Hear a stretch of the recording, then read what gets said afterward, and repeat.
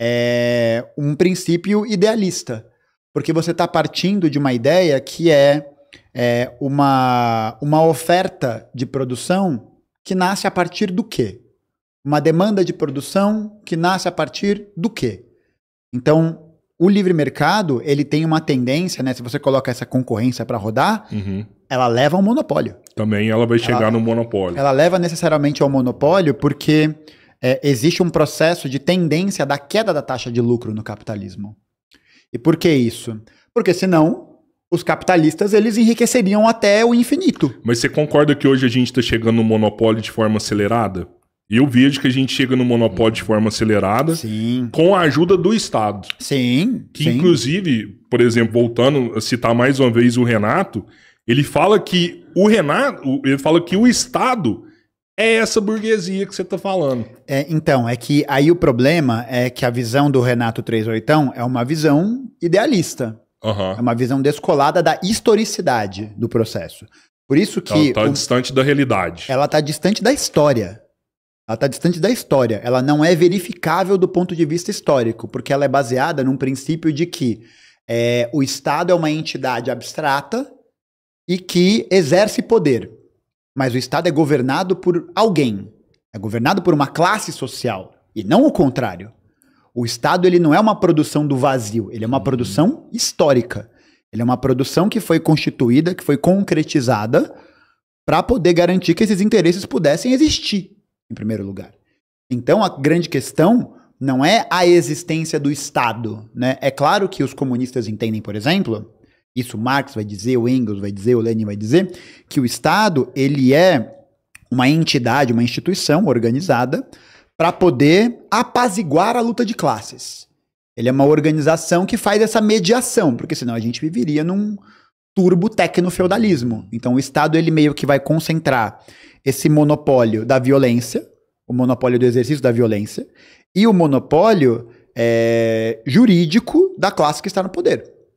E é esse trabalho que o Estado faz. E aí depois que o Estado consegue fazer, tem esse objetivo concluído, aí acaba com o Estado.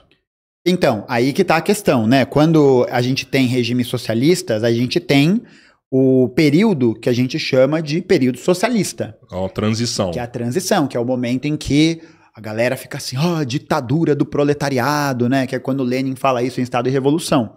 Porque aí você pensa, uma ditadura que você não vai ter liberdade, que você não vai ter possibilidade de fazer nada, tal. Porque o que se entende? Que a burguesia hoje está no poder por um poder ditatorial. Ainda que ele não seja... ainda que ele seja brando hoje em dia no Brasil, por exemplo, em que a gente tem uma democracia constitucional, a gente pode votar, a gente tem alguma liberdade de expressão, a gente tem alguns meandros nesse sentido. Isso existe. Melhor do que na ditadura empresarial militar de 64 e 85, em que esse regime democrático, né, nesses exercícios, fechou. Então, a classe dominante mesmo, ela disputa dentro dela a hegemonia pelo poder. Basta a gente ver, né, por exemplo, as fatias da burguesia que apoiam o Bolsonaro, que apoiam o Lula, que apoiam outros setores da direita. Então não é uma concordância absoluta, né? Tipo, ninguém briga, ninguém sai na mão, isso não acontece. Eu acho que por maior burguês, assim, tanto faz Lula ou Bolsonaro. É isso. Ele que vai ditar as regras do jogo. Você Ele falou, que vai fazer a lei. O dono do banco pro dono do Itaú, por exemplo. Tanto faz. Deixa o pobre ali, o classe média se lascar e eu vou ditar as regras do jogo. É quem atender ao seu interesse. Então, a burguesia se utiliza desses métodos, né, de repressão, de violência. E essa violência não só, por exemplo, pelas forças de repressão do Estado, né? Mas a própria política, por exemplo, de encarceramento em massa, da lei de drogas a partir de 2006, do salto que o encarceramento em massa tem no Brasil a partir dos anos 90, que você tem uma taxa média de presos que em um espaço de 10 anos, que acho que entre 97 e 2007, cresce 100%. Por que isso acontece? Porque existe uma perseguição sistemática a esses grupos a partir de um instrumento legal. Qual que é esse instrumento legal? A ilegalidade das drogas. Mas esse crescimento aí, assim, para mim ele vai num âmbito muito mais profundo. Porque quando você fala que esse encarceramento acontece, para mim o que falta é a base principal, que é lá na educação. Então, é que a educação... Sabe, falha ali e você gera pessoas que despreparadas ou com menos oportunidade acabam se desviando do caminho que Essa deveria ser. essa é uma mitologia do campo liberal. Porque é a brisa de, bom, então se a gente investir em educação, vai tudo melhorar. E vai. Porque é como se fosse um processo de melhoramento cerebral, melhoramento do raciocínio, e não vai. Nunca se investiu tanto em educação nesse país. Não vai. Pôr dinheiro não quer dizer que está fazendo investimento. Mas não só de pôr dinheiro, mas porque existem, aí é claro, né, o corte do comunista que é contra a educação, mas não é isso, né? Até não porque você é isso. Professor, ninguém mais do que você defende a educação, né, bom? Então, mas eu acho que é entender que a educação, ela não é a salvaguarda de todos os nossos problemas. Porque, beleza, qual educação vai entrar em jogo? Isso. Uma educação que vai ensinar as pessoas a decorar as datas, a decorar as fórmulas para poder passar num vestibular? Uma educação que vai formar essas pessoas para se tornarem empreendedoras? Qual tipo de educação está em jogo aí? Então tem isso. Mas existem outras questões estruturais que passam do próprio processo educacional, que é o fato de que não existe nenhum tipo de política, não existe nenhum... Quer dizer, a política existe, né? Mas não existe nenhum tipo de política favorável para que os trabalhadores tenham uma vida digna sem precisar estudar até ter um doutorado, assim, né? Uhum. Não existe essa condição. Por quê? Porque o valor da nossa mão de obra é muito barato. Então, para o capitalista, nem vale a pena ficar investindo nisso, porque ele vai ter esse... contingente de pessoas à margem da sociedade que vendem sua força de trabalho por qualquer coisa, porque senão elas não sobrevivem. E aí você vai na máquina de moer gente, uma atrás da outra. Então, uma política que gera o encarceramento em massa, por exemplo, é uma violência que é perpetuada pelo Estado, que é perpetuada pela classe dominante, que fala sobre a criminalização da cultura periférica, a criminalização das expressões culturais do funk, do rap, do trap, como foi antes, né? A criminalização da capoeira, sim, do samba, de uma legislação que passou no final do século XIX para o começo do século XX, que era a lei da vadiagem, que qualquer pessoa que não fosse encontrada trabalhando podia ser presa. Então, é uma estrutura que funciona para poder garantir que esse modo de produção possa continuar existindo.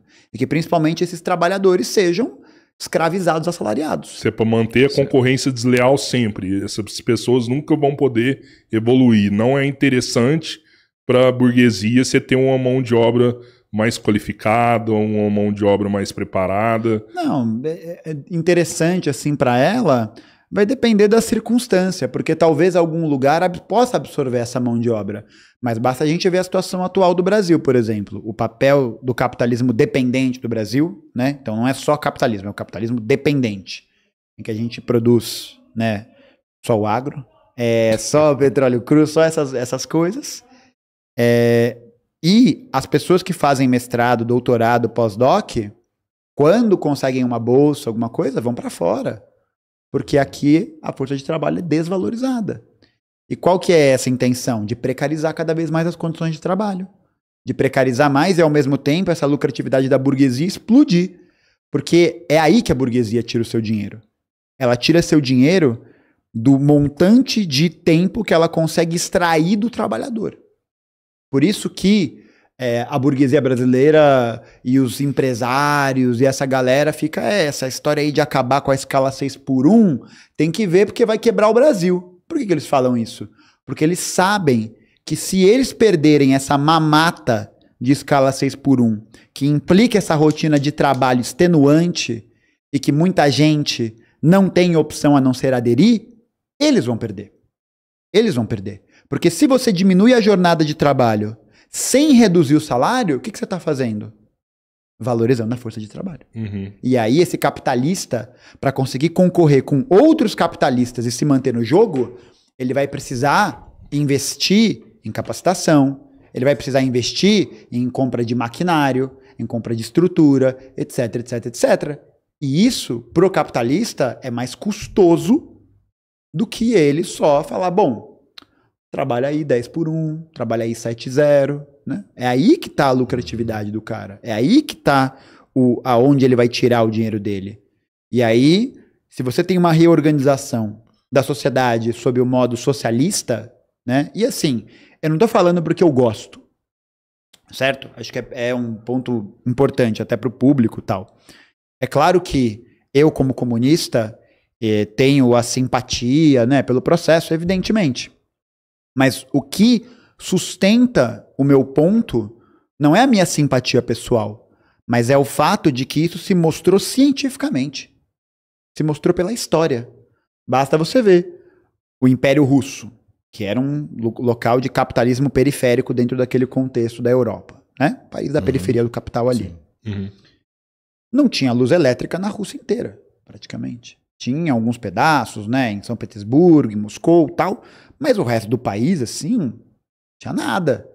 E foi a partir dessa reorganização, para poder entender quais são as demandas para a classe trabalhadora, para que ela possa ter dignidade na sua vida, para que isso possa, para que o trabalho não seja o trabalho voltado para a lucratividade do patrão, para que o fruto do trabalho não seja voltado para a lucratividade do patrão, mas para que o trabalho sirva como um instrumento de mudança social geral.